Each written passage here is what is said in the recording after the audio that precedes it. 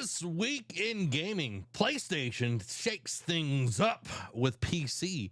They also want to bring back some of their old IP. Xbox might be listening to their players in a good way, not in a creepy way, and so much more. This is the Nerd Cave News, and I am your host tonight, all by myself, all by my little lonesome, all alone here on the cruel interwebs, sitting here. My friend, lost, gone in this unfeeling world.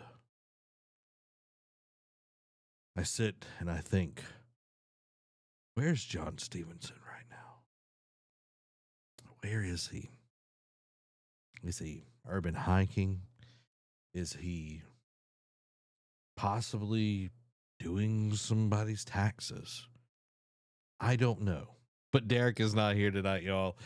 He's feeling under the weather, so I will be captaining this ship as always. I am the ship wife. Okay, I'm the ship wife here. All right, so we're gonna have a great time. All by myself. Don't wanna be all by myself anymore. I need to move that down there so it don't cover my face. Guys, I hope everyone is doing well tonight. It's going to be a fantastic evening. The Lone Ranger. Exactly. The Lone Ranger. It's going to be a great time, though. We got a lot to discuss. Gonna try something a little different since it's just me tonight. We've got some of the original topics that we're going to talk about, but I'm going to toss some new things in as well because, why not? I'm going to probably read fast, talk a lot, so, might as well throw some stuff in there. But welcome to the stream, y'all. Let me know how you are doing down in the comments below. We are going to be talking about all the video game news that you need to know tonight. So we want to hear your thoughts. We want to hear what you have been playing. In just a second, go ahead and start popping it in the chat. Only room in this town for one man when the other's sick. Exactly.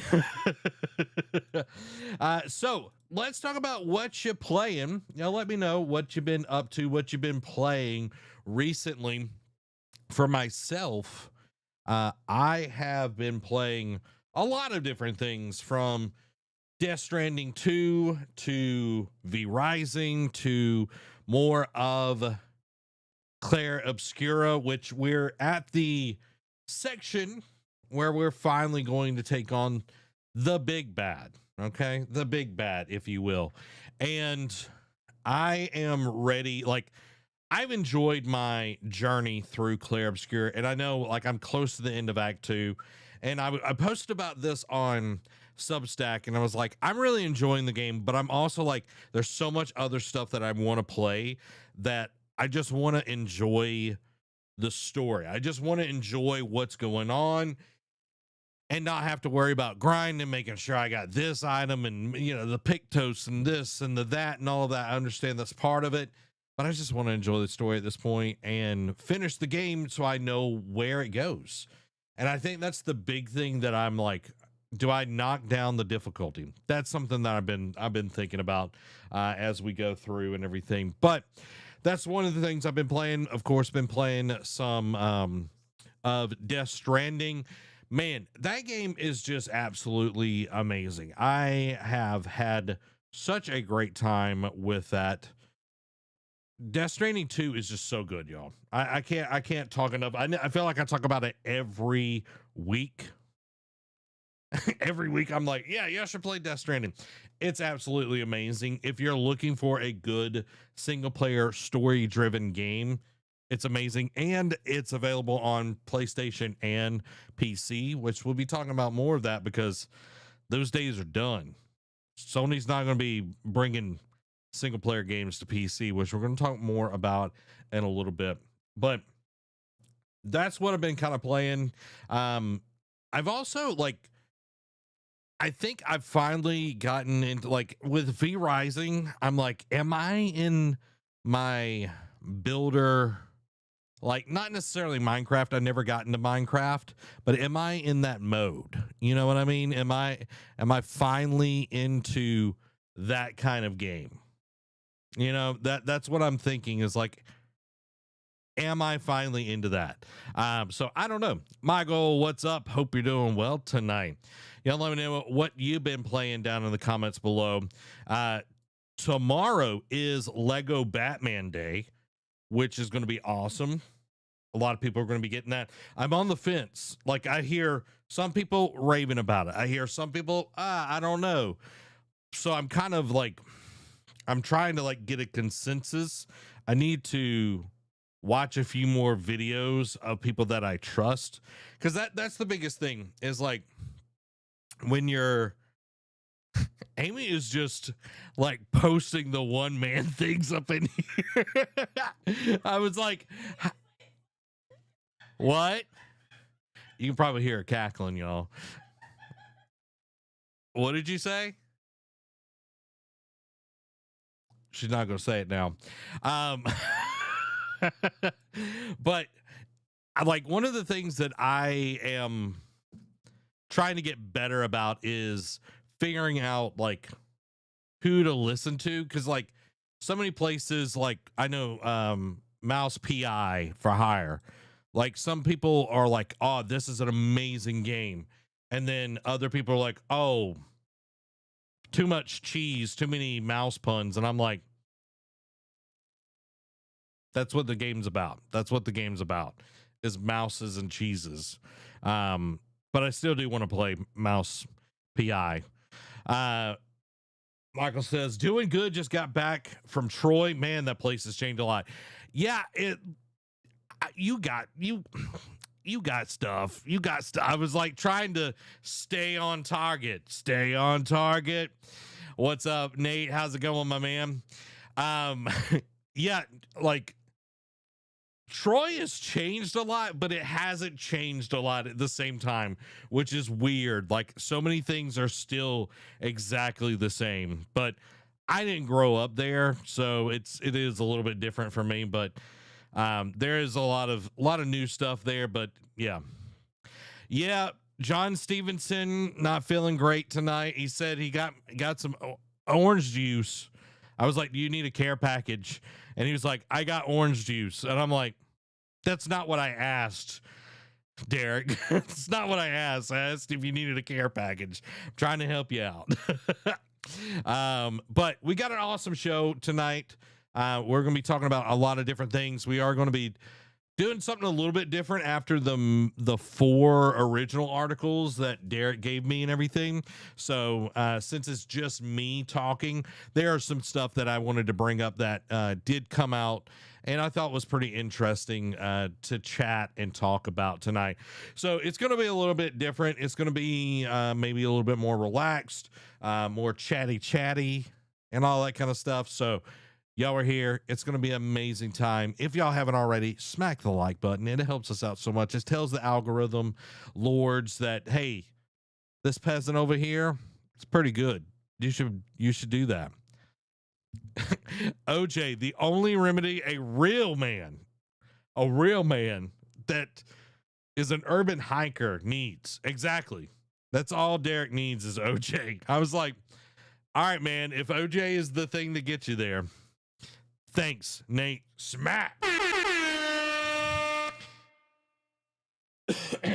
Y'all let me know what you're playing down in the comments below. And make sure throughout this whole evening, y'all let me know your thoughts, your opinions on this. We're going to be pulling them up live as we go through all of these various stories tonight.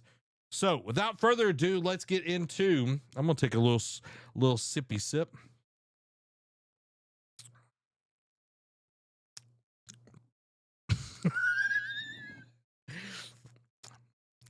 Pokemon Emerald. Nice. I never got to Emerald. I stopped after Crystal, but I know you got the emulator and everything. So I know you've been enjoying that. Hopefully your save doesn't corrupt. All right, let's get into the gaming discussion. Oh.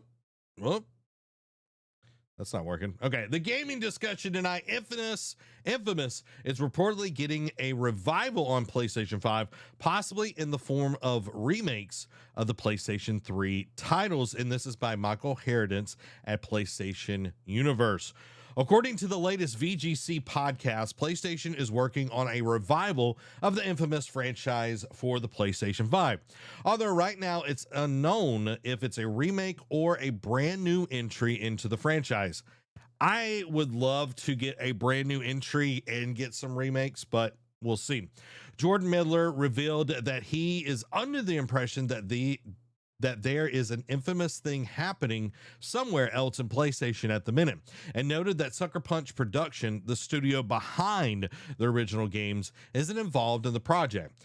Later that day, Greg Miller of Kinda Funny podcast called Midler and asked him to elaborate on the scoop, to which Midler said that he only heard it from a single source and had yet to corroborate it.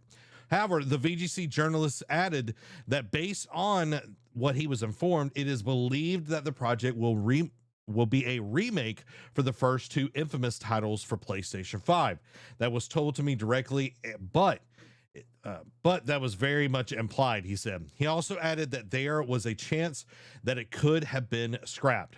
Sucker Punch Productions are not involved in the project isn't surprising, seeing how much they've been busy with Ghost of Yotei over the past few years. This is huge.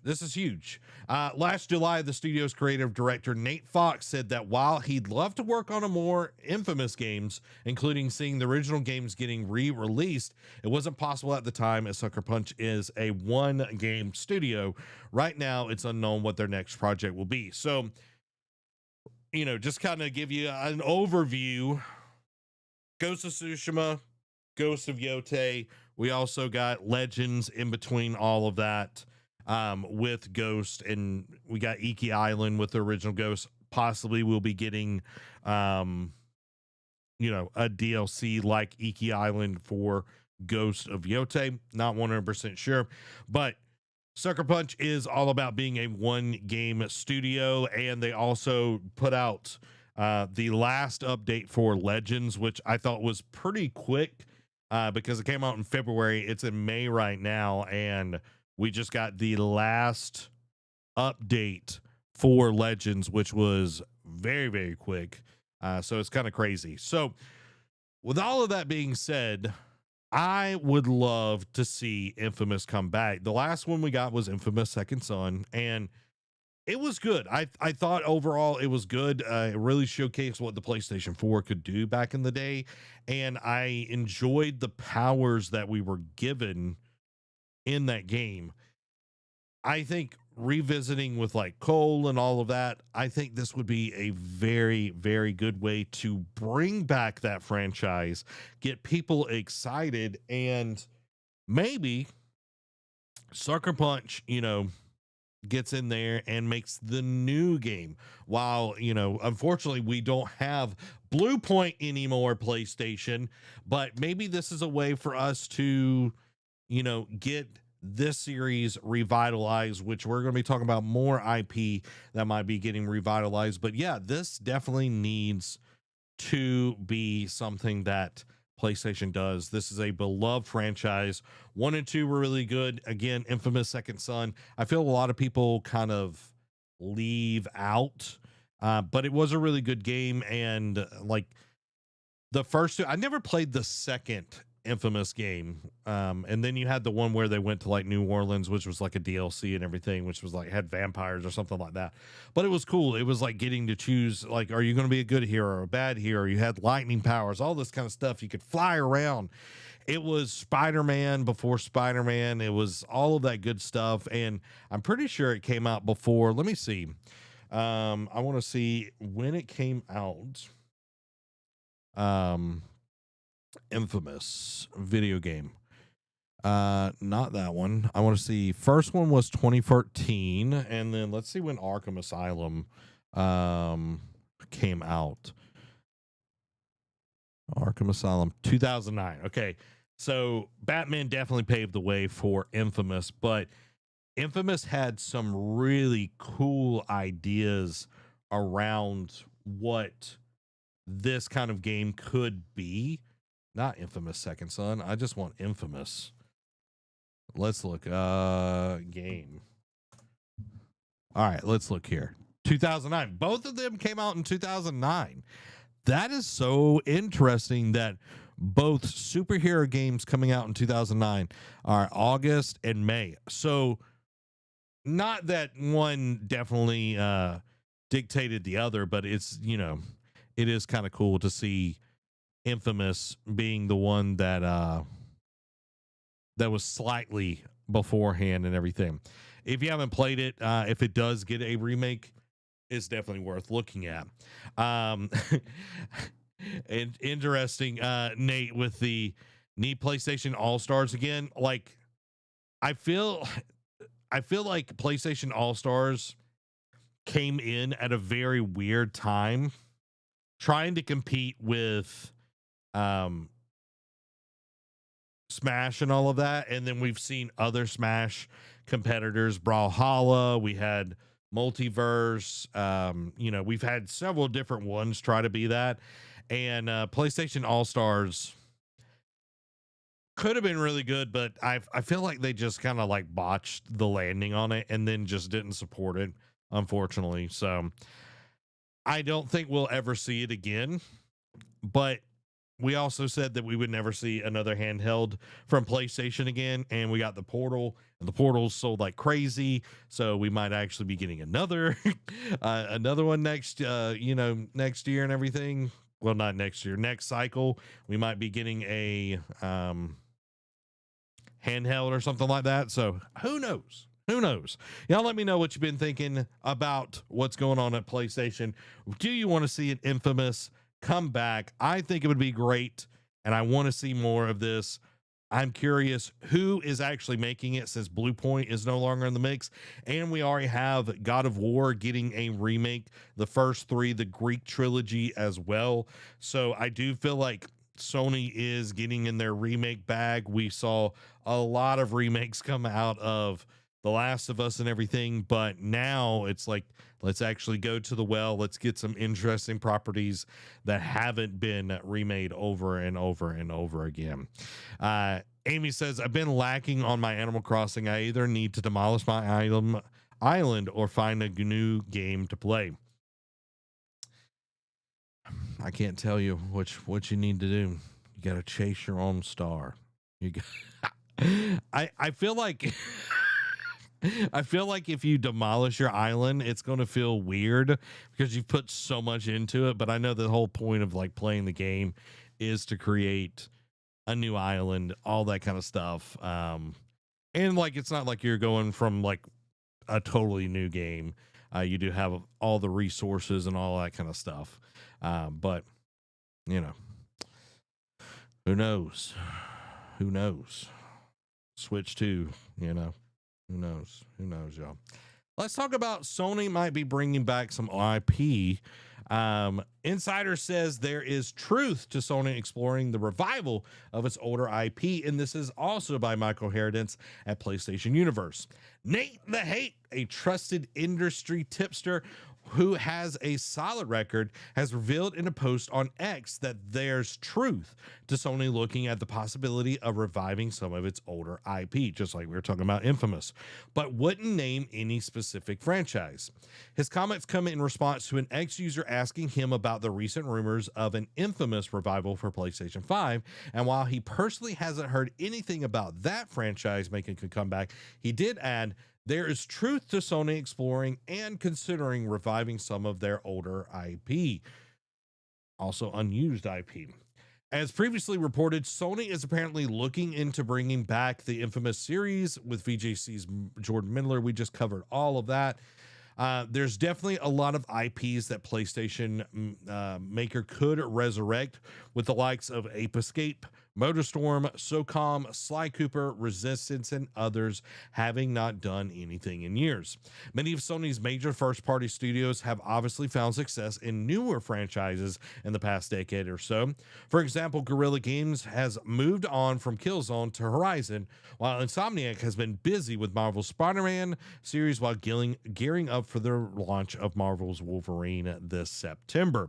So we do have a lot of cool franchises within the PlayStation universe.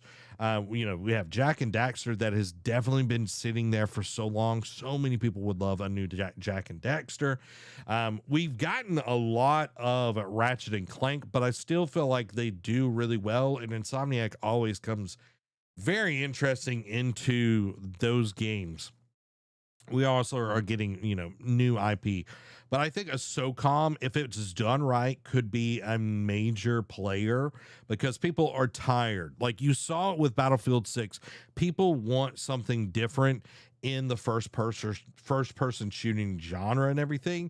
And I remember playing SOCOM back in the day. I played like 1 through 3, and it was so different than any of the shooters that we had out there at that time.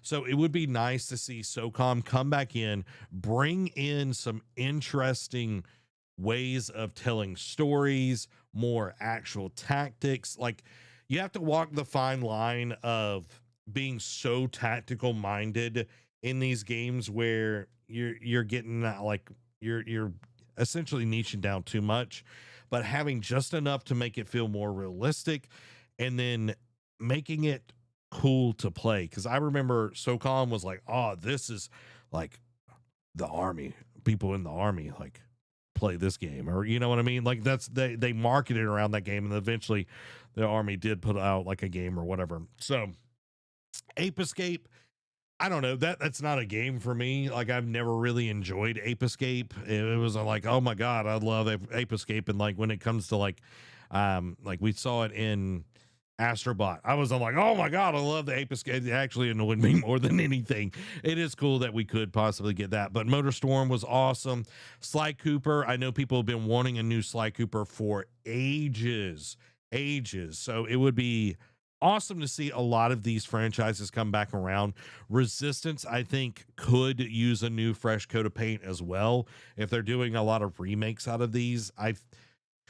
If you campaign around it very strategically instead of just like, oh, do you remember these games? Like, yeah, you're going to get those demographics, but if you make it interesting, I will be thrilled to see what the numbers are on Campaign Evolved that we're going to get later this year from Halo. Like, yes, they're releasing it across platforms and everything.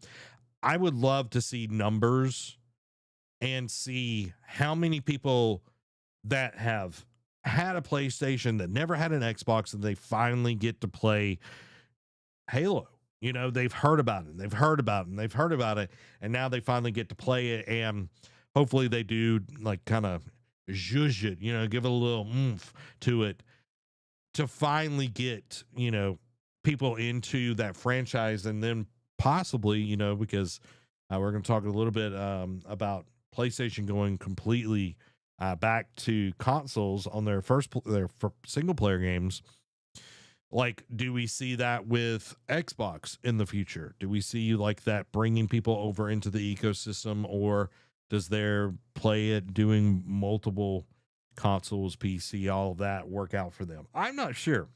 I do think that this is a good way to go about it. We've got Legends of Dragoon is one that we always talk about and bring up on the show. It was the first game that Shuhei Yoshida, full of grace, actually worked on. So it would be awesome to see, but I definitely think we have to, look again. It's like how many, it's like, oh, we've got to make more of our IPs. We should do remakes after, and I have to point this out, after we closed Blue Point, the greatest to do it. Okay, the greatest to do it. We're going to close Blue Point, and then we're going to make a lot of remakes and everything. So that's the thing that gets me kind of fired up about all of that. But you see a lot of these, studios that have went on, like Guerrilla Games have went on and did their own thing. Naughty Dog, from Crash Bandicoot to Jack and Daxter and all of that. People have moved on. Insomniac moved on from, Ratchet and Clank and all of the games that they were making to the more superhero stuff. And Rift Apart was really cool. I need to go back and finish it because it is a beautiful, beautiful game. And I just never, I just never sat down to play it. I didn't have like the ties. I know Derek is more of a Ratchet and Clank like fanboy. I'm just like, oh, it always has interesting, guns and all of that. It never was like something that I'm like, oh my God, I got to play this. But that game was beautiful and it still stands out, even however many years were after launch and everything, it still looks good. Michael says, have companies reached the movie studio's dilemma? No new thoughts, so remake the old stuff. Um, I think that's where we've been for a while. And that's why we've seen remakes, remasters, sequels for so long in the gaming industry. It's like, oh, you have a proven property. We need to go and we need to utilize this as much as possible. Okay, we need to make the most out of it. And there are a lot of great stories. There are a lot of great game writers out there that are making cool things, that are making amazing games. And I totally understand. Use the IP that you have. Like you have a lot of things out there that could viably make you a lot of money and bring in old fans, new fans, and all of that. But it's just doing it. And I don't think they're as bad. Hear me out, as bad as the movie side of things, but they definitely aren't great on some of it. So um this excites me in a way, is to see some of these things, but I um I definitely want I want some things to come back, because we did get like a medieval remake on the PlayStation 4, and I'm trying to remember everything that PlayStation has. Um, let's see their franchises. Okay, can y'all read that? That's like really harsh on the eyes. Let's see. Let's zoom her on in. How about that? All right, let's go dark mode as well, because my God, that's okay. Ape Escape, Arglad, don't know what that is. ATV Off Road Fury. Why not? Buzz. Is that what I think it is? No, it's not. EverQuest, I feel like that was huge. 17 games in that property. Everybody's Golf was, if I remember right, was huge. We keep getting Gran Turismo, God of War, of course, Gravity Rush. I think we were getting like a movie or something out of Gravity Rush. I'm not 100% sure. Let's move this over to the screen. A little bit easier to read. Come on. There we go. Cooking in the kitchen. Can we go full screen? Apparently not. Okay, we're getting there, guys. Told you it was going to be a little bit different tonight.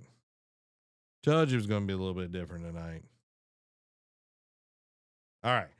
And then we have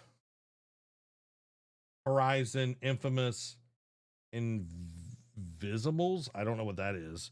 Jack and Dexter. I don't want Killzone to come back. Okay, I'm gonna just be honest. I do not want Killzone to come back. I feel like Killzone is the least interesting property that they have.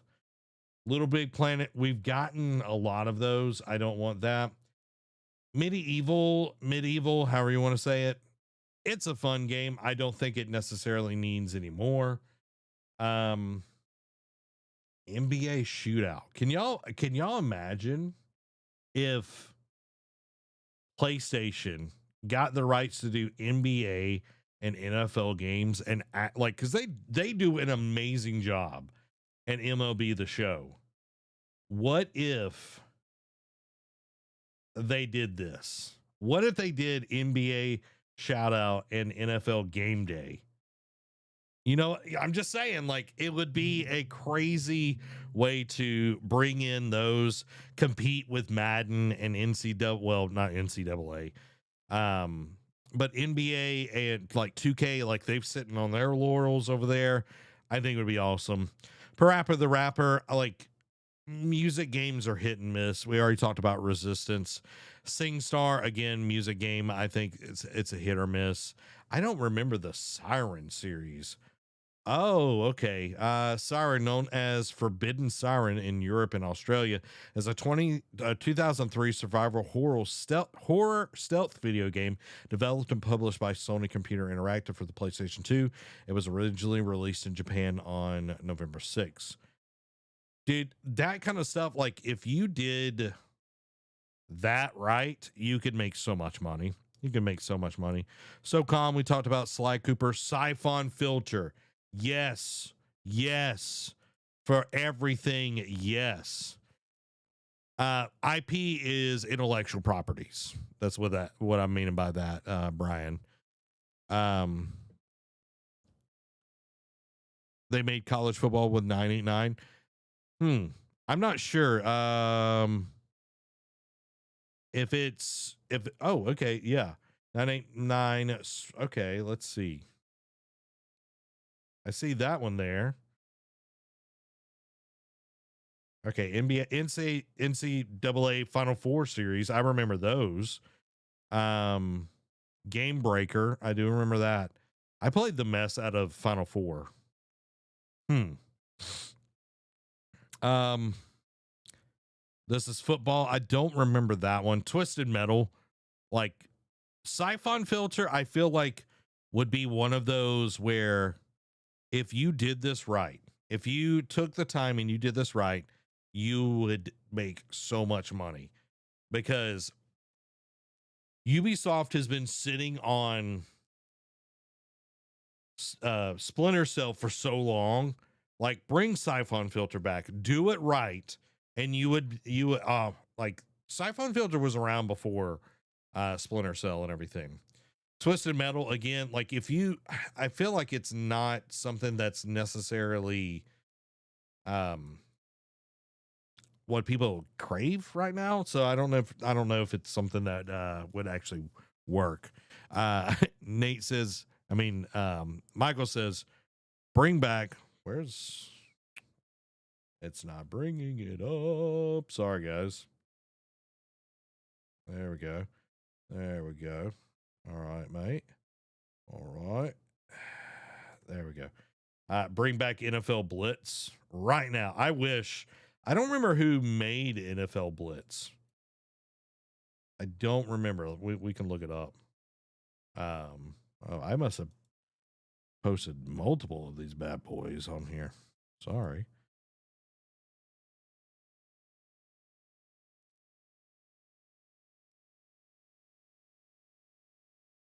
They don't have Derek here to fill in space, y'all. I told you it was going to be a slightly different show tonight. Told you it was going to be a different show. Anyway, I would love NFL Blitz. That would be awesome to see. That would be awesome to think. Anyway, that's what I'm thinking about this. Some cool things to see. Legends of Dragoon was Legends of Dragoon is a, I don't know why it's not on here. Is a first party, if I remember right. Let me look that up. I'm quite sure. Or is my head canon like told me that it's not? Yeah, okay, it is. It is Japan Studio, which is no longer with us. Sony Interactive, yeah. The Legend of Dragoon. This was freaking amazing, y'all. You can still play this now, and it's still amazing. And it, yeah, y'all need to go check it out. Y'all need to go check it out. I'm over here just like having a conniption with all the cool stuff, y'all. So Let's move to the, oh, there we go. There we go. To the apparently mid roll of the show. Guys, thank y'all so much for being here, being a part of what we do here at the Nerd Cave. If you haven't already, smack the like button. It helps us out so much. It tells the algorithm gods that you enjoy the content and that you're here, that you're enjoying it, and you're going to have a great time with us. So go ahead, smack that like button because it's fun. It's fun. You might, if you hit the like button enough, you might get an achievement. Somebody just hit a like button. Thank you. You might get an achievement. You might get an achievement. I did want to hit Nate's need a dungeon crawler Carl video game. Yes, I agree. I agree. And I love that I am not the only one right now that is in like dungeon crawler Carl madness. I'm glad that there's somebody else sharing in this with me, that dungeon crawler Carl is amazing. Like, yes, they are making a tabletop RPG, which is amazing, but I would love a video game. I think that would be really cool. Even if it was new achievement, you're hosting the show by yourself. Reward? Nothing. Y'all should go watch it. Y'all should go watch it. Then you would know what I'm talking about over here. Y'all would know what I'm talking about, but you don't. But you don't. But you did. So let's move to our next topic of the show. We're talking a little bit more PlayStation, y'all. Sony has increased the price of PlayStation Plus effective yesterday due to ongoing market conditions. Yeah, my butt. By Wesley LeBlanc at Game Informer. Roughly a month and a half after Sony announced the price increase for the PlayStation 5, the company did raise the prices of PlayStation Plus Essential, the cheapest tier. Both 1 month and 3 month subscriptions will increase starting yesterday, due to ongoing, literally quotation marks here, ongoing market conditions, according to the announcement. Starting on May 20th, the price of 1 month subscription will increase to $10.99, up from $9.99, while 3 month subscription will increase to $27.99, up from $24.99. You're literally Anyway, basically the 1 month subscription will increase $1 and the 3 month will increase by $3.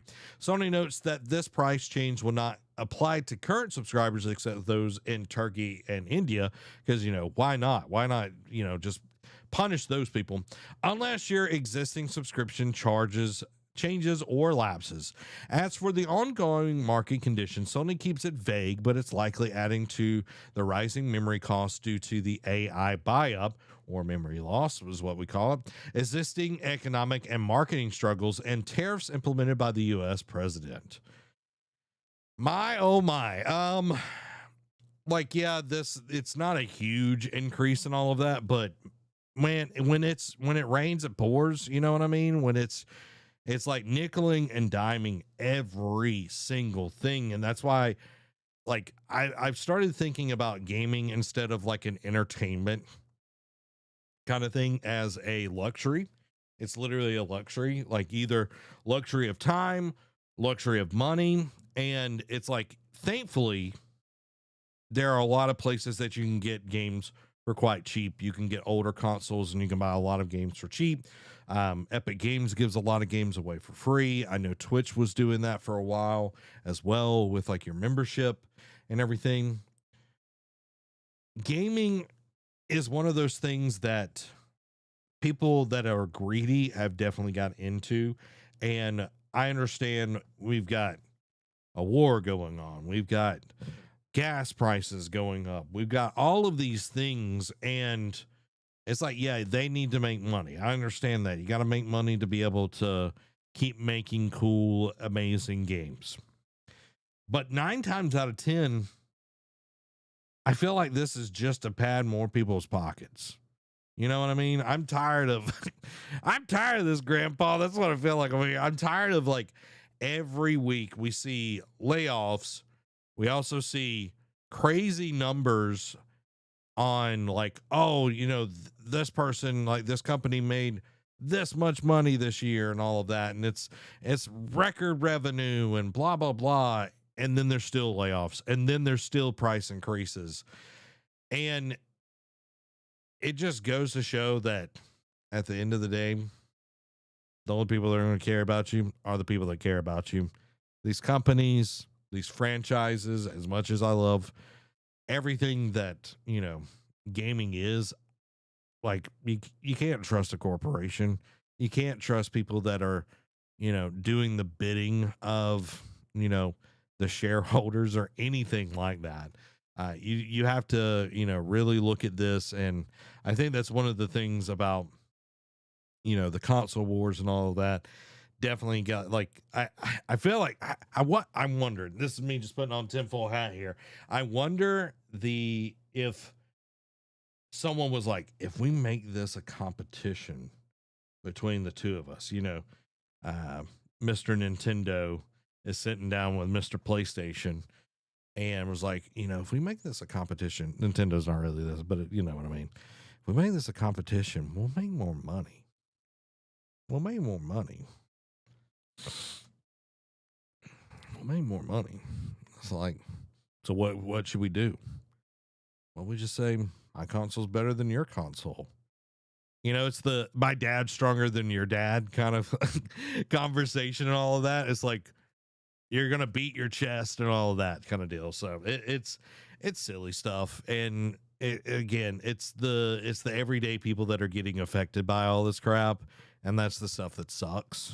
It's the people that, oh, they want to buy little Jimmy a Switch 2, but the price increased, and it might be $50, but that $50 is gas to get to work. That's groceries. That's, medicine, whatever it may be. And it's like, oh, Zach, you're speaking in hyperbolics. And it's like, am I?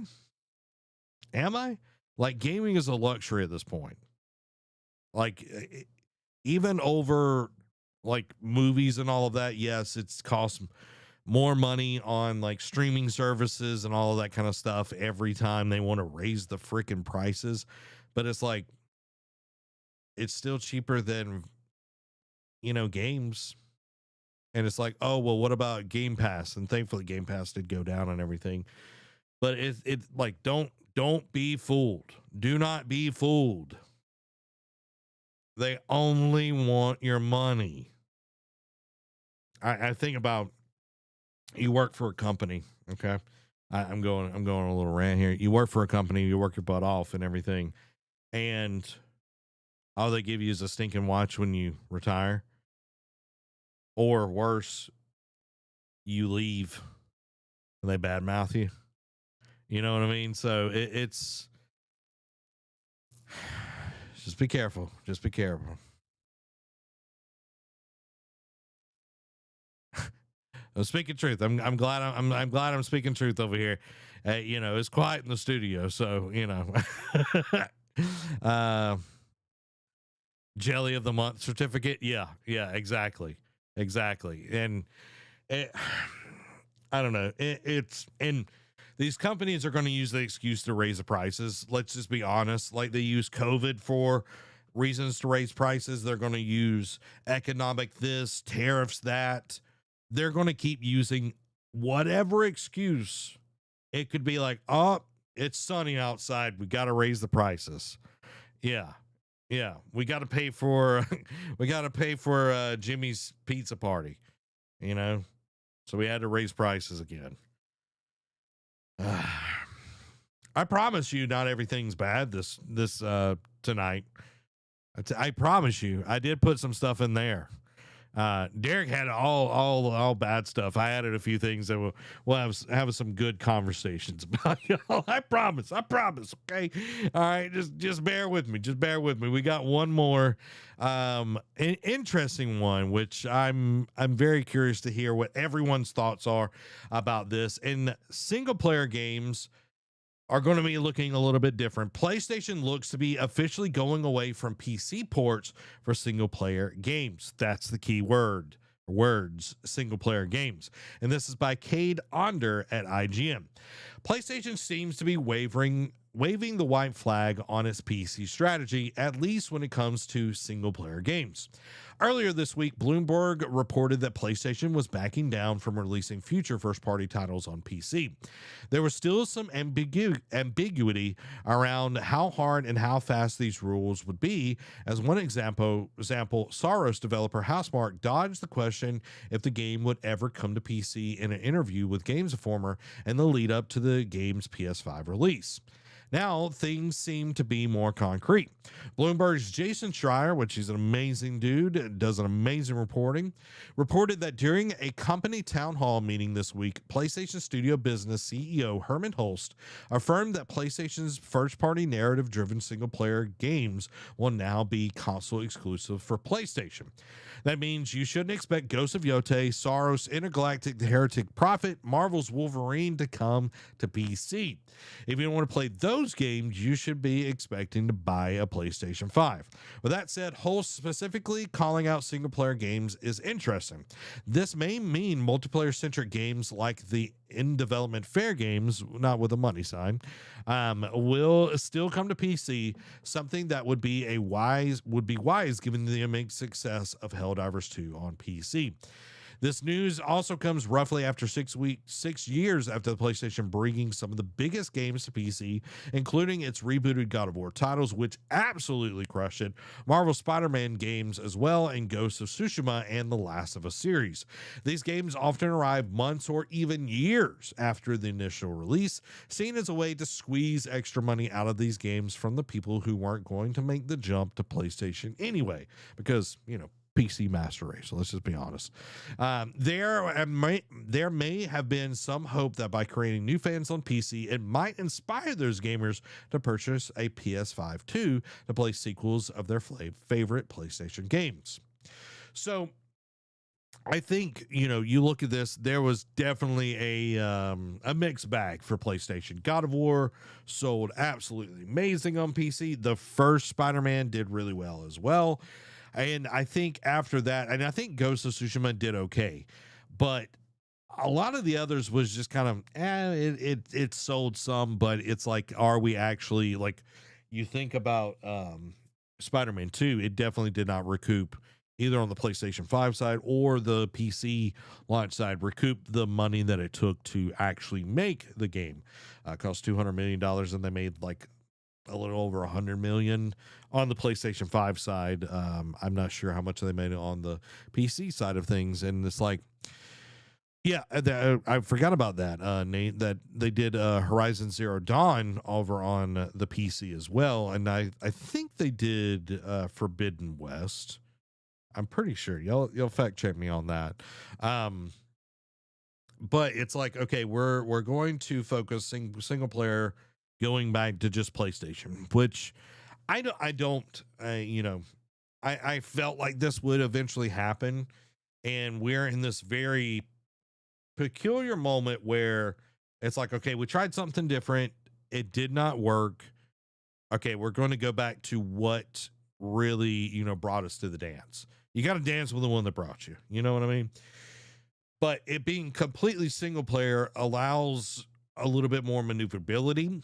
That could mean we've got the 2 Horizon games that are going to be coming out. That one is literally on mobile only. One is PC as well. So it's like they're doing that. We got fair game is fair game money sign that we're getting, and we'll potentially we'll see that on June 2nd, which there's a state of play, which we'll talk about in a little bit as well. And it's like, we look at all of these things and it's like, okay, Sony has to really start moving consoles. Like PlayStation 5 has done well, but we need to see money being made by selling more of the console, where we're not losing money on them now because they're not a loss leader. They're not, certain parts. We've raised the certain parts have gotten cheaper. Certain other parts have gotten more expensive. That's why we've raised the price. But we need people to actually buy the console. So what do? You give them a reason to buy the console, and that's the games. And this actually goes into one of the things that Xbox players are asking for, which we'll talk about here in just a few minutes as well. Nate says decrease the price of the console. And I agree. I would love to see the prices go down on the console. I think that would be amazing. And I'm not sure how much like profit margin they have on a PlayStation 5. But it is one of those things. It's like, how much are you actually making on these bad boys? It's like, where's your, are you still loss leading this thing, or are you actually making profit? And then how much profit? And is it just you're doing these price increases and everything to keep making crazy profit? Because I know a lot more people, if you told me that I can, and by the way, y'all should be going to Facebook Marketplace and buying consoles, like make sure they work and everything. I literally saw a PlayStation 5 the other day. It was like $300, something like that. So anyway, if you could get a PlayStation 5 for $300, people would be happy. But that's not the case.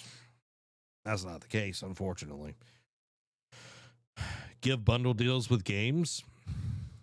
Like, are you talking about like console bundles? Well, I know that's one of the things that PlayStation 5s did originally. Was ways to make more money, but you were guaranteeing that you would have a larger install base on certain things, so you had more attach rate and all of that. I know Nintendo still does that with, like, they're doing it right now with the Switch 2 with Donkey Kong Bonanza, Mario Kart World, and Pokopia, which I thought was really cool that they put Pokopia as one of the games, since it is the new hot freshness, and now they've got like Tamagotchi Life and all of that, but people are going absolutely rabid for it. And I think that was a cool way to get people to go and get that console and everything. So I think bundles are a good way to do it. You give two controllers, all of this, like, you might be getting people for a higher price, but you are giving them more stuff with it, which I think would be good. Can't find a Steam Deck on Marketplace for a good price. Are you looking for like regular Steam Deck? Or are you looking for like the OLED Steam Deck? Like, which one are you looking for, Nate? I'm curious. For me, like, and again, I bought mine. Gosh, has it been 2 years now? Or at least, yeah, I think it's been 2 years since I bought mine. And I'll tell you, I play my Portal way more. I've played my Portal more than I played my Steam Deck. And I love my Portal. I like my Steam Deck too. I think having the right game to play on it, and the Steam Deck is way heavier than the Portal, which I think is part of it, and like getting haptic feedback and all of that. I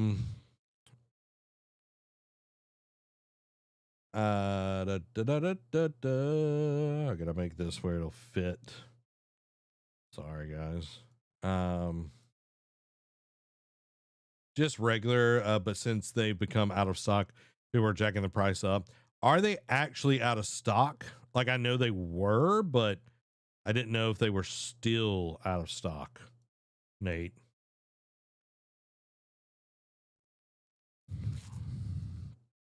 I didn't know they were still out of stock, which is kind of crazy. Where is it? Steam Deck. Let's go. Let's look.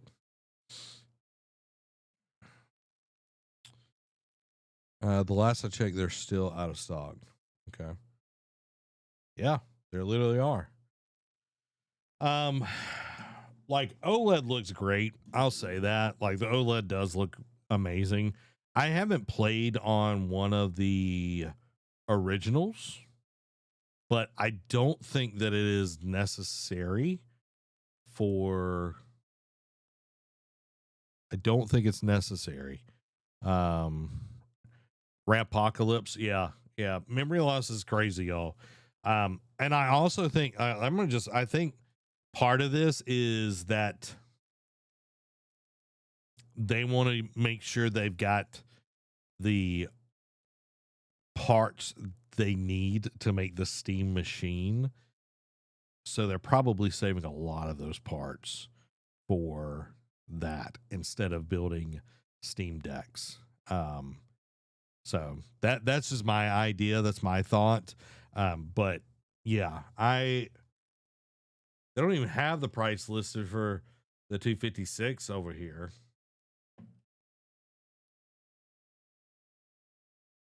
I wonder if if you can get a ROG Ally, a ROG Ally X or whatever.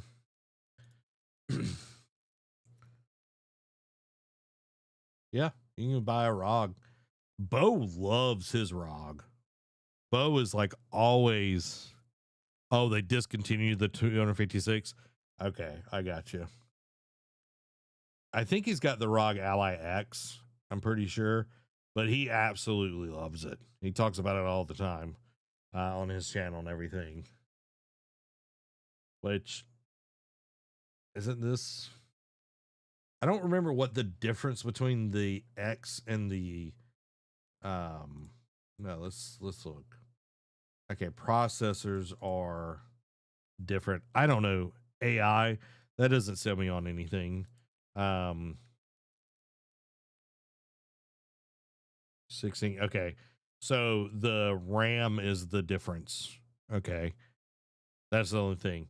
But dude, $999 for that is absolutely insane. Okay, this one, ROG Ally gaming console.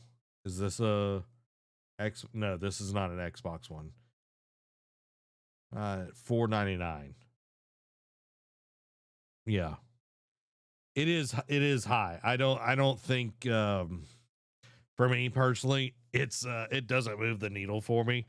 And again, like this would have to be a daily driver for me to like actually want to use this, buy this, like give any kind of money to this, because man, oh man, that is expensive. That is expensive. And yeah, that's definitely definitely not something like throwing a grand down for a handheld. I can't see that. I can't see that. Like it just oof. Y'all put a 5 in chat if you had the money, if you had a grand to throw on anything, okay? Doesn't matter if it's ROG Ally X, if it's Steam Machine, all of that. You got all your bills paid, all that kind of stuff.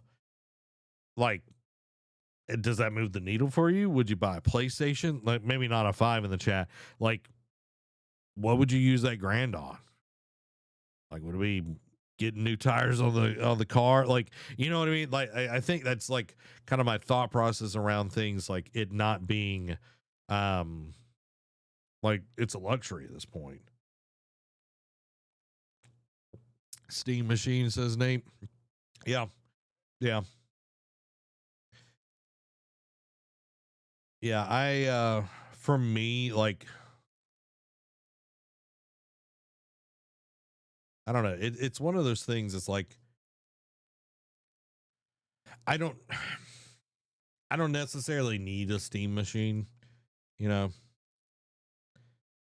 Well, that's why I said all your bills are paid. But yeah, I feel you. Honestly, it probably would go to bills. Yeah. Yeah. Oh, I was talking about single player games. Not wherever I went back to and everything.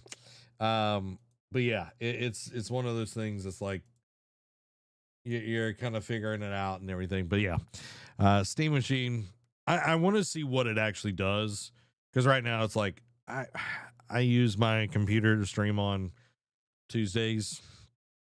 I've got some games on there, but I rarely play. I play on my portal. You know what I mean? Like it's just one of those weird things. I was just like, oh yeah, I'll just play on my portal. I'll just play on my portal. Now, this is going to be a little bit different. We're going to kind of just run through some of these. But Xbox has started this new thing called player voice, where your feedback is giving them ideas, giving them what they are wanting, and they have a new portal called player voice. And these are the top 20 trending feedback items on here so far. And I'm not going to read through all of them. And I don't use my Xbox all the time. I use my PlayStation a lot more than my Xbox, but people want to remove ads from the home screen. And like it would be nice, but I also think it's one of those things. It's like, if you're going to remove ads, you're going to be paying more for Game Pass and all of that. Like, ads subsidize this kind of stuff. It's the same thing with like TV, watching TV and everything. Add music to the home screen. It'd be nice to see, like talk about YouTube Music or Spotify. But having it where you can just like play something in the background would be pretty dope. Nate says, I just kind of want something for couch gaming. Truthfully, I don't have as much passion for games at the moment. Life's just too busy. Yeah. Yeah. I feel you on that. Truly. It's one of those things. It's like, this thing is giving me fits tonight, y'all. These comments on here. I'm not gonna pull up any more comments on screen just because it's being weird.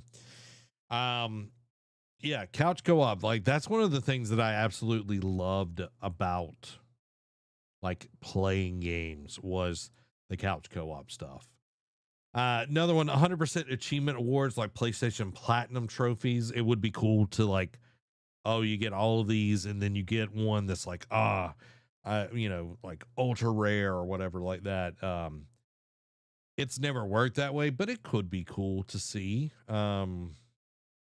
I know I used to compete in like gamer score and all of that, so I would have eaten that up.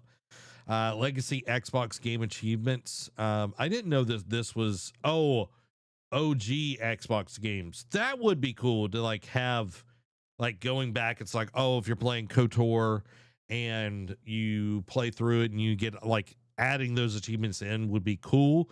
But I think, it does, like, it's coming in here, source code and accessibility, licensing issues. It's a cool idea, but I don't think, because it's like you would have to have, because some of that's on like games like disc and all of that. It's maybe on, I don't know if it's on the back end that would work or whatever, but it's something that the developers would have to do for sure.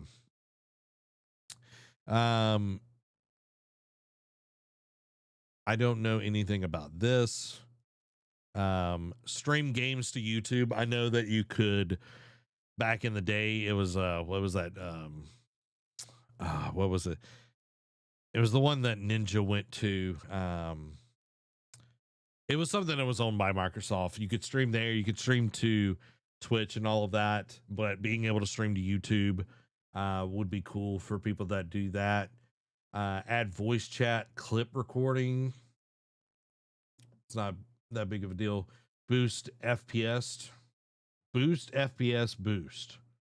That's a weird way of saying that.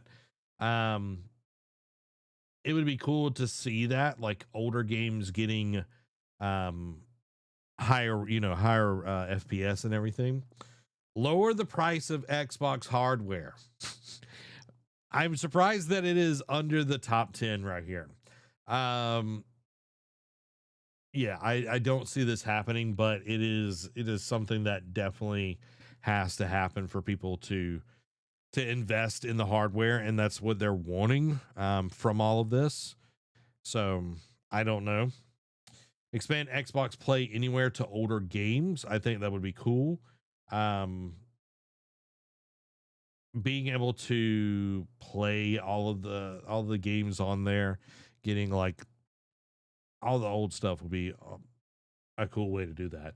I do like I do enjoy like xCloud, but like Play Anywhere is like being able to like, oh, this game you have it, you can play it on your Xbox, you can play it on your PC, you can play it on your Xbox Ally, that sort of deal. That's what Play Anywhere is. This one, it's something small, but yeah, like changing playtime from days to hours. That would be cool. Like I like to know how many hours I put into it, and then it adds up to days. But you still like on PlayStation, you still get to see like the hours that you put in there. Um, bring back Xbox avatars. Xbox avatars were the coolest thing ever. Like I remember getting to buy like different outfits, getting like all of these cool things. Like I had, you know, and the way they like actually connected it to games that they were releasing or things that are happening, like when Star Wars, the Clone Wars came out, they put out Anakin Skywalker, Obi-Wan Kenobi from like the Clone Wars like animated TV show and all of that, and you could get the outfits and all of that. Mine on my 360 is still in a Obi-Wan Kenobi like his general outfit, which was super dope. I loved the avatars. I thought it was awesome. Also like you could get like, I remember people had lancers and like the locust heads and like on their thing, and like I remember Fable had like you could be like a king and have a scepter and a crown and all of that. This is an interesting one. Disc-based game support for Project Helix. Now, I don't know if we're going to get disc-based games in the next generation. Right now, most games when you buy them, you get the case, but inside the case is a code. And if it does have a disc in there, you still have to download a huge portion of the game. It's just kind of how it is.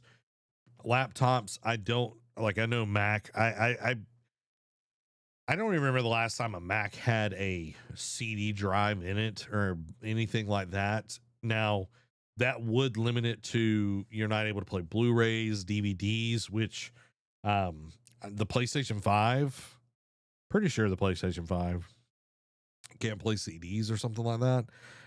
But yeah, I just don't think we're going to see this continue on.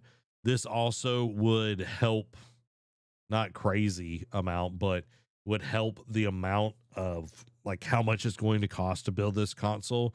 If you take out the disc part of it, like however much that is, like you're not going to be paying this on the back end, but you're going to need more storage and everything. Nate says, I doubt it. Just like computers don't come with disk drives anymore. I still use my PS4 for Blu-rays. Yeah, yeah. That's literally how. And anytime we watch Blu-rays, it's through our PlayStation 4. Next one, this would be cool. I know this is something that they tested out in a few different regions, but they never did it. Um,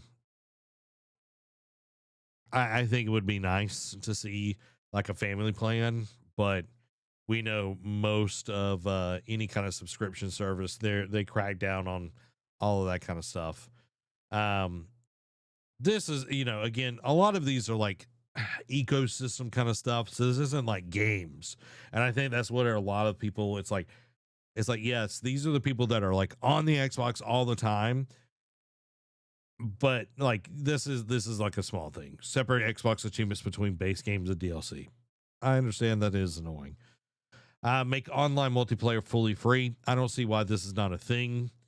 You know what I mean? Like that's something that we should definitely be um having at this point. Like you can play on Steam for free online and everything. So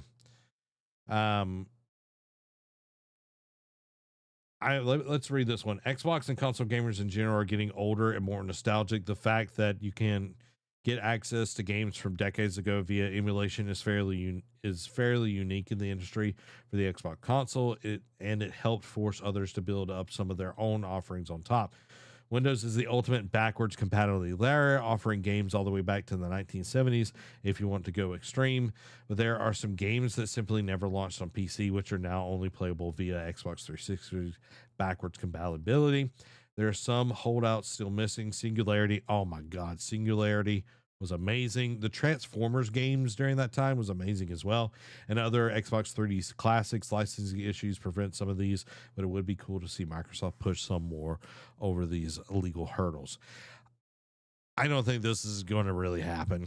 You know what I mean? I just don't think that. The whole reason I wanted to talk about this is a return to Xbox exclusives.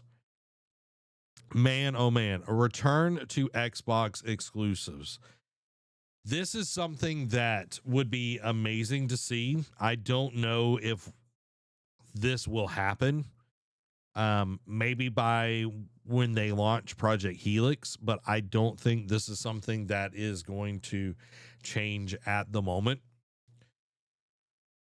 They are really trying to see if going multi-console and going on PlayStation, on Nintendo, of course they've been on PC for a while, like they've seen a reason to stay on PC, and it's like, okay, we're testing it out with Halo Campaign Evolved, we're going to be putting Gears over there, which they already did with the Reloaded, Fable, Forza coming out on PlayStation as well.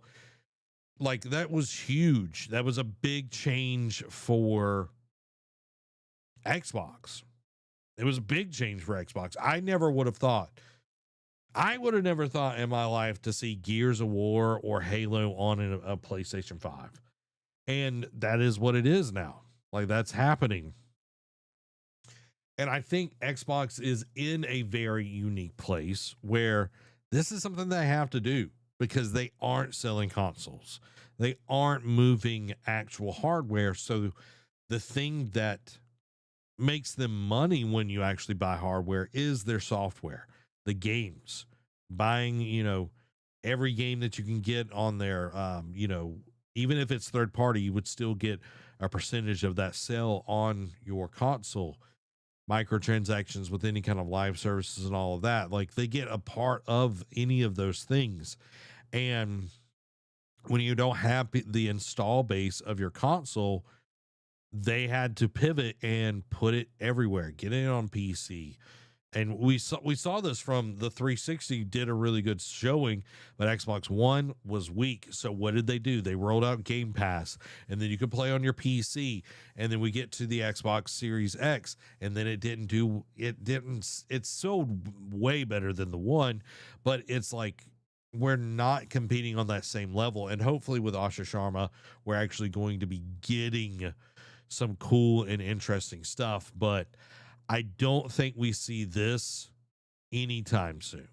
I really don't think that, because Xbox is in a place where Microsoft is expecting 30% returns, or 30% in actually getting back over their return and everything. And that's crazy because the average is around, like top end is around 17%, but they're expecting some crazy things. So you have to get people everywhere to buy your stuff. You have to get people excited about it. And again, it can't just be old games. And I know Forza Horizon 6 just came out. Hopefully it does really well. It being in Japan, I think people are going to be really excited about it. And since Gran Turismo, we haven't got a new one of those in a while, I think a lot of people over on PlayStation are going to be excited about it because, man, anytime I saw Forza was always a way to like show off the console. And it's like, okay, now we're going to show off Forza on the PlayStation and all of that. So I think, it is an interesting way to go about it. Y'all let me know your thoughts down in the comments below. We got two more stories before we get into the Patreon quick hits. Appreciate y'all being here tonight, hanging out with me. This one broke today, and I thought it was something that needed to be discussed. Because man, Sony is Sony's put a lot of money into this company, and Bungie confirms it's ending Destiny 2 updates to focus on new games. And we talked about like there's been like $1 billion lost in Bungie since last year. And this is by Andy Robinson at the Video Games Chronicle, VJC. In an update posted on its website, the studio confirmed that its release the final live service content update for Destiny 2 on June 9th. The final update will add a collection of love letters to players based on the most common player requests. Bungie said, including the return of the director in other modes and small character beats to leave the story and the characters in an interesting places. The news follows declining player numbers for their live service shooter and a disappointing recent expansion. Sony Interactive Entertainment recently reported $765 million impairment loss related to Bungie's asset following release of its extraction shooter Marathon. Sony has not said how the game has performed since its release earlier this year. For almost 12 years, we've had the joy and honor to explore the Destiny universe with you all, Bungie said on Thursday.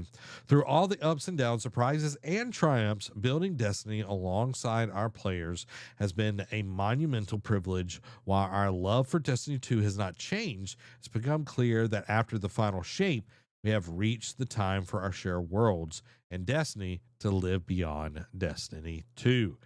It continued, as our focus turns towards a new beginning for Bungie, we will begin working on incubating our next games.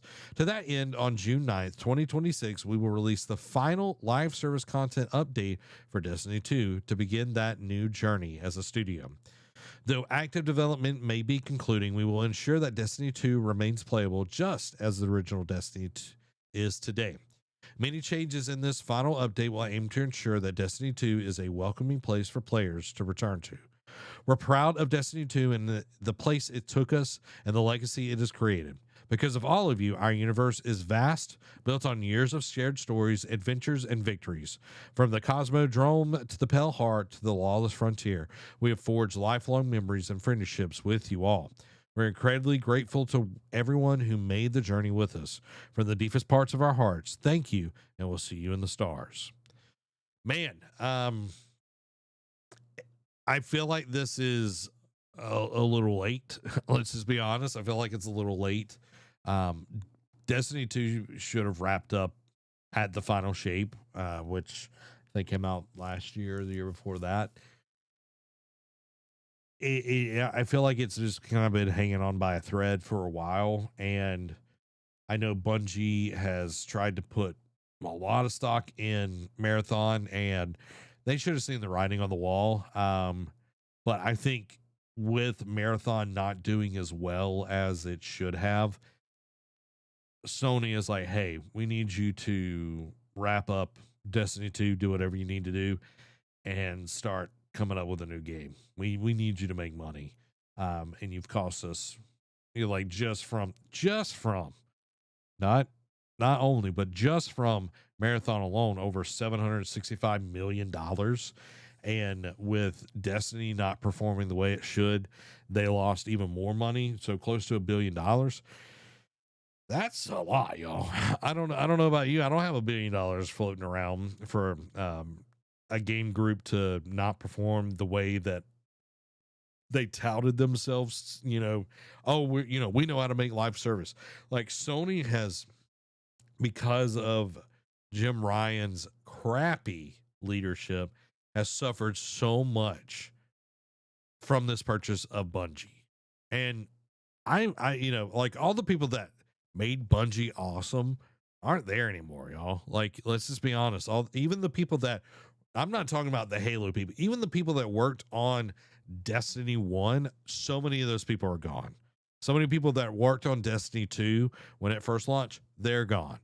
the people that like it's not the same company anymore, and it's sad because Bungie was one of those groups. Like I remember when like Halo came out and it's like all this company Bungie, and like you would see like the footage of like them working on the game and like all of this, and it's like it felt like chaotic but cool at the same time, and that's not them anymore. You know what I mean? And like the industry, yes, has changed, but they were willing to take risks. They were willing to make things happen, and that's not them anymore. They're costing people money. They're, costing people's jobs. They've laid off a lot of people over the last year. I'm curious how many people have they laid off. Let's look that up.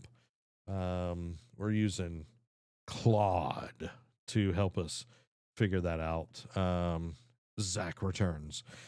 Let's see. How many people have Bungie laid off in the last year? We don't need it on Opus. We can do haiku. Let's see. Let's see how many they have laid off in the last year, because I think that's also important to know. Based on reports, Bungie has laid off 17% of its staff in 2024, which involved eliminating 220 roles. In 2023, Bungie cut 8% of its workforce, and then from its peak of 1,600 employees in mid 2023, Bungie's total workforce shrank about 850 by the end of 2024, a 47% reduction in just 1 year.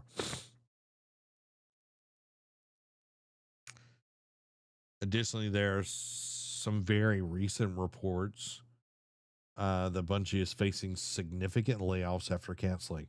I haven't heard anything about that. I'm not sure. I don't know what day one is. I haven't heard of them before. I'm not verifying that right now. But yeah, wow. That's a lot of people. 47% reduction in just 1 year. That says a lot. And Sony's wanting their money. Sony's wanting their money. So I hope the best for them. I want to see Bungie get back to what they do well, but it can't be more of this. It can't, like, Marathon's going into its second season. They're introducing PvE and all of that. But I think the diehard people, like, people want something like Destiny where you can, or Halo, where it's like you get to keep the stuff that you have. Like, extraction shooters are very niche. It's not the thing that people, you know what I mean? Like, yes, Arc Raiders did amazing. Tarkov is big, but it's not as, you know what I mean? It's just not what they should have done. Last bit of news before we get into it. I thought this was cool, and I am super excited about this. Which it's crazy. Like, Warhorse was trying to like push us off the trail of this. I think about a month ago, but Kingdom Come Deliverance Studio confirms development of a Lord of the Rings RPG, and this is by Dave Aubrey over at the Video Games Chronicle. In a post on X, formerly Twitter, Warhorse Studios officially posted, "You might have heard the rumors. It's time to reveal what we're working on." In addition to the confirmation of an open world Middle Earth RPG, a new game in the Kingdom Come series was also announced. An open world Middle Earth RPG, a new Kingdom Come adventure. We're excited to tell you more when the time is right. And then we got a little image right here. Y'all can see both of these.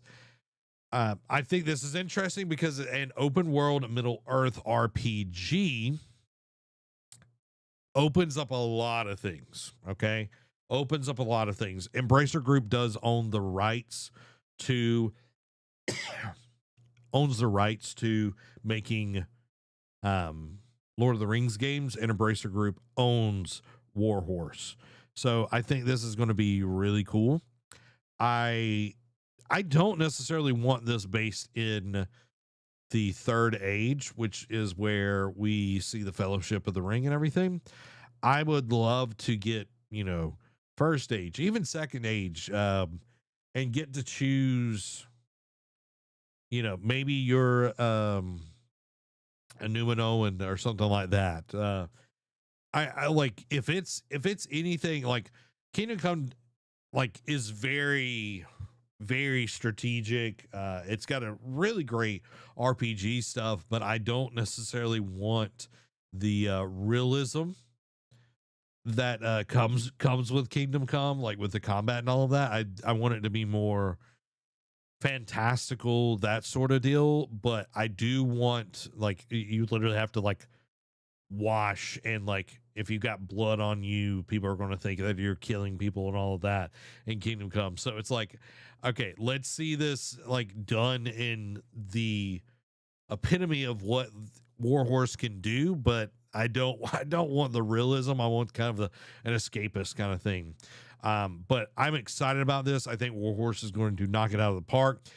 With Kingdom Come side of things, I think a lot the rumors and mill and everything around this is that this is going to be sooner rather than later, and that this is going to be a smaller experience. I know Kingdom Come 1 got a new like a DLC after it launched and everything. This saying adventure, I think we're also going to see this be something smaller, that sort of deal. I don't think the open world Middle Earth thing is going to be soon. I think we're looking at like 2027, 2028, probably 2028. Let's just be honest, because we're in 2026. I don't know how long they've been working on this, but they did release Kingdom Come Deliverance 2 last year, was nominated for Game of the Year. So there's really good pedigree here. So if you think about it, 2028 is like the soonest that you're going to see it. That's a 3-year cycle, which is crazy. Like when I really think about it, I'm thinking like 2030, to be honest. Nate says I'd be interested to play an open world game, LOTR game. Yeah. Um, I would love to explore the Middle Earth. Yeah, go back to a time where the more dragons and barlogs and stuff. Yeah, balrogs. Yeah, like I think that would be cool to see. Like having like, dude, if you got to like the war between oh god, what is his name? Molgarth? I don't think that's Sauron's boss. I'm trying to remember. Morgoth, that's what his name is. Morgoth. I got it before it showed up. Like having like the fight between Morgoth and all the Vanrier and all of that kind of stuff would be insane. Like it would be so cool to see all of that. There's so many things that are unexplored, and it's like, yeah, well, what about the fellowship and all of that? More goth as opposed to less goth. Yep. Very true. Very true, Nate. Like, I think that would be a really cool way to like explore like the first age, like the men coming to, to all of that. I think this is going to be an amazing game, and I can't wait to see what Warhorse does. I'm excited. I know they kind of tried to throw us off the scent and everything, but this is going to be a fantastic game, and I know that they're going to um, absolutely crush him. Morgoth was really into goth chicks. He probably was. I know, like we might fight Shelob's mom, which was like Shelob was huge, but Shelob's mom was like crazy big. I don't know if y'all Shelob's mom. Ungalant. Yeah, look at like let's try to get let's get this girl on the show, the page.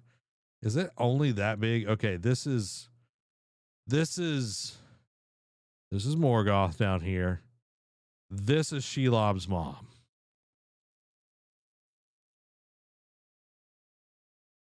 She big.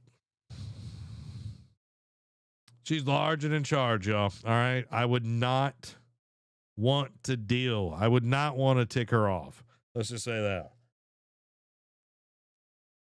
I would not want to tick her off. All right. No way, Jose. No way, Jose. Guys, it's time for the Patreon quick hits. The Patreon quick hits. Let me get to my actual slide because there we go. Single. Okay. It's time for the Patreon quick hits. The Patreon quick hits are brought to you by our wonderful patrons. Go support the Nerd Cave by getting your very own Nerd Cave membership to help us continue to make awesome shows just like this one right here. Become part of the ship, part of the crew at patreon.com/nerdcave to help support a 1.5 person business. It helps us out a ton. It helps us continue to make awesome content just like this. Now, let's jump into the Patreon quick hits.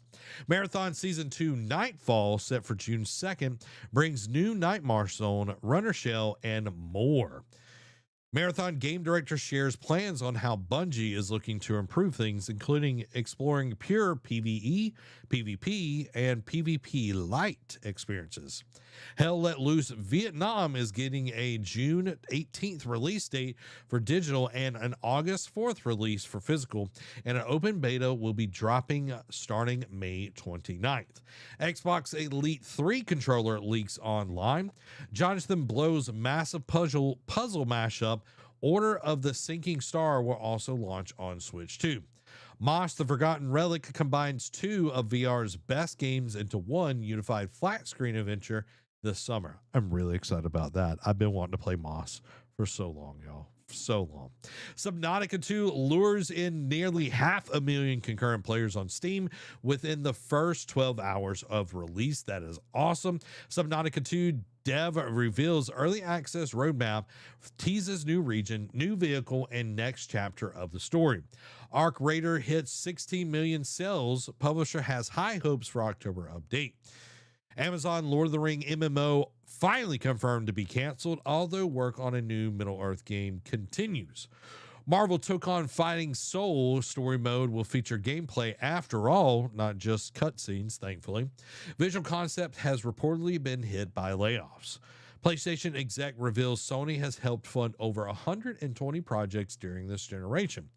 Ninja Theory says Hellblade 2 on PS5 was a success. Let's go. Lego 2K Drive is delisted digital storefronts now. Multiplayer servers closing on May 2027. Summer Games Done Quick returns this July, and full schedule features for Balatro, Super Mario 64, and more.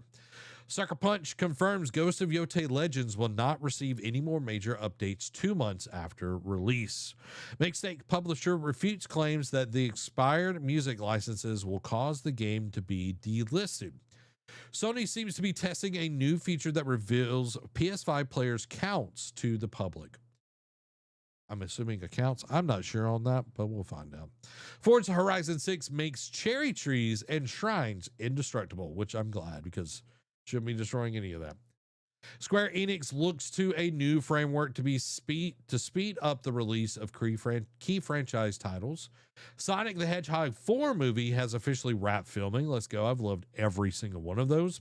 The Dark Picture teases its next installment and hints at multiple time periods. Lego Batman: The Legacy of the Dark Knight was co-developed by Rocksteady.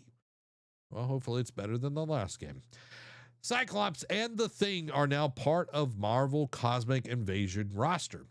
PlayStation console owners launch class action lawsuit against Sony over tariff refunds.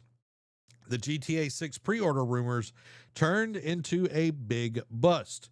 The Take-Two CEO Strauss Zelnick said Borderlands' last-minute art style change cost over $50 million, but without that, the game would have flopped. Terraria marks 15 years and 70 million players with a promise to continue updates. Embracer Group confirms plans to spin off Fellowship Entertainment into its own company. Embracer actively exploring external partnerships with likes of Saints Row, DSX, Time Splitters, and more. Pictonocchio is a Nintendo's Pictonokio is Nintendo's new mobile game that turns your photos into silly mini games. Hasbro cancels D&D game from Star Wars Jedi Survivor director. I wonder if that was Stig. Fortnite is back on the App Store. Tim Sweeney says he's heading into the final battle of the Epic v. Apple in court. Doom soundtrack inducted into the National Recording Registry. Let's go. Microsoft launches Xbox Player Voice, which we already talked about. Warhorse Studio, already talked about that. Returnal director Harry Kruger. Like, that's such an intro. I'm thinking of like the horror villain. Returnal director Harry Kruger has formed a new dev studio based in Finland. RE Requiem is the best-selling game of 2026 in the US so far.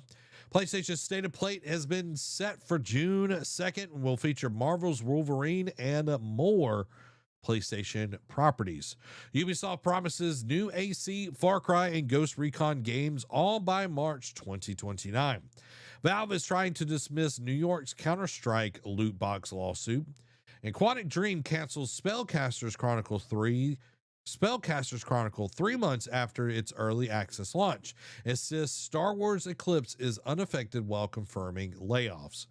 I am so not sure about Quantic Dream's Star Wars game. Like, there's so many Star Wars games that are just kind of out there, but I don't have a good feeling, y'all.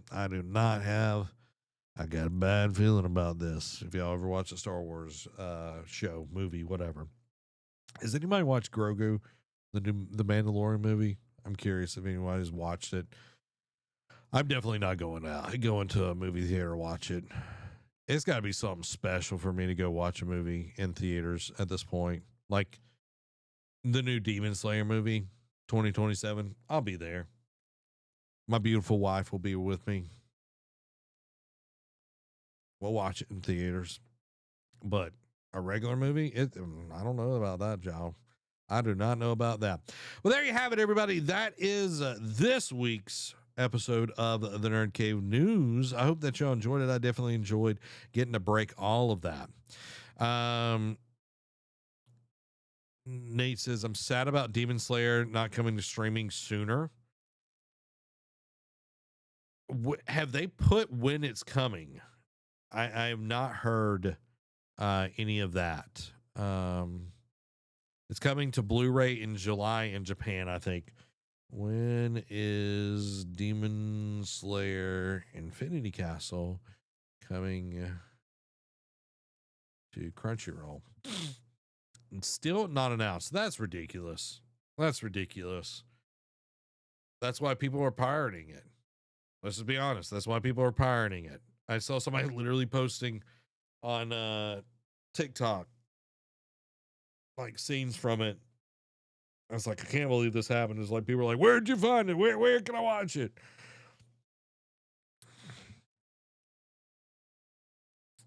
If you know, you know. If you know, you know. Yeah, that's ridiculous. That's ridiculous.